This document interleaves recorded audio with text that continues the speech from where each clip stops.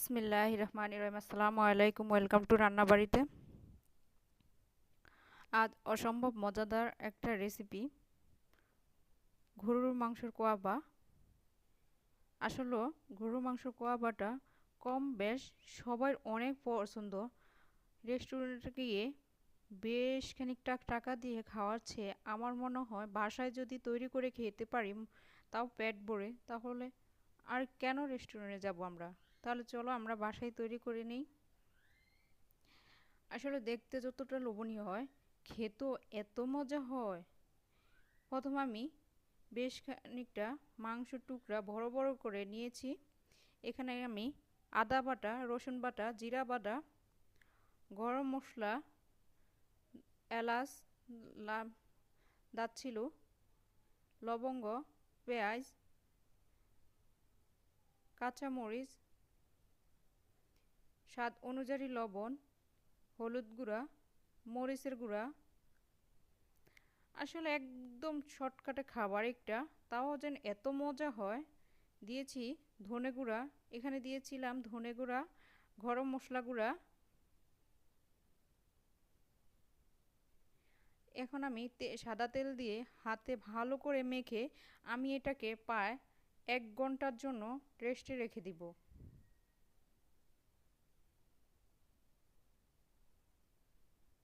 এখন আমি 1 ঘন্টা পর দেখো কত সুন্দর। এখন কিছুটা পানি দিয়ে, 1 ঘন্টা আগে একটুও পানি দেওয়া যাবে না, এটা রেস্টে রেখে দিতে হবে। 1 ঘন্টা পর আমি চুলাতে যখন দিয়েছি তখনই বেশ খানিকটা পানি দিয়ে এটাকে সিদ্ধ করে নিব।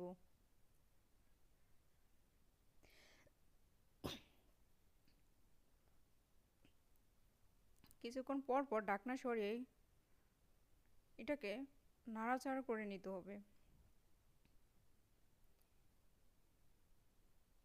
যতক্ষণ পর্যন্ত এটা ভালো করে বয়েল না হবে ততক্ষণ পর্যন্ত আমরা রান্না করে নিয়েছি।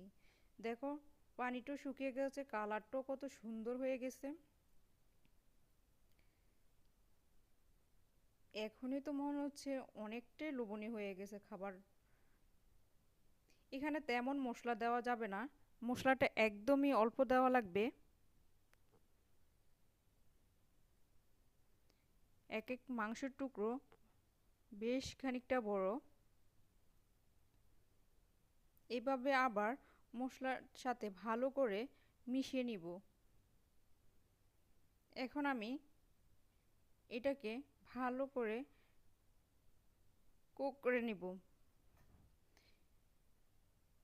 বেশ খানিকটা তেল দিয়ে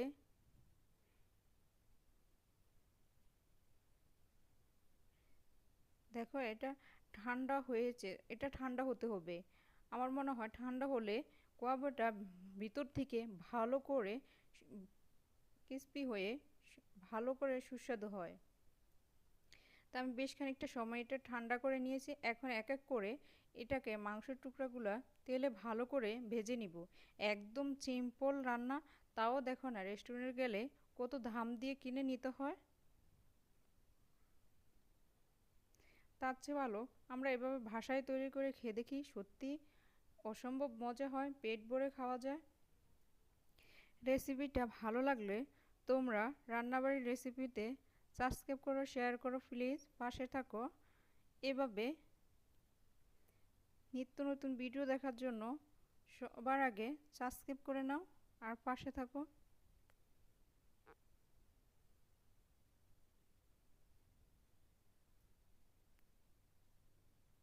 আবারও বলছি, সুন্দর করে এটা যতক্ষণ পর্যন্ত ভালো করে ভাজা না হবে ততক্ষণ ভেজে নিতে হবে। এরপর এটাকে ফ্রিজে রেখে 1 থেকে 2 মাসও খেতে পারবা। নরমাল ফ্রিজে রেখে দিলেই হবে, এটা নষ্ট হবে না, কোনো কিছু না। কোয়াবাটা খাওয়ার সময় খেয়ে নিবা। আল্লাহ হাফেজ।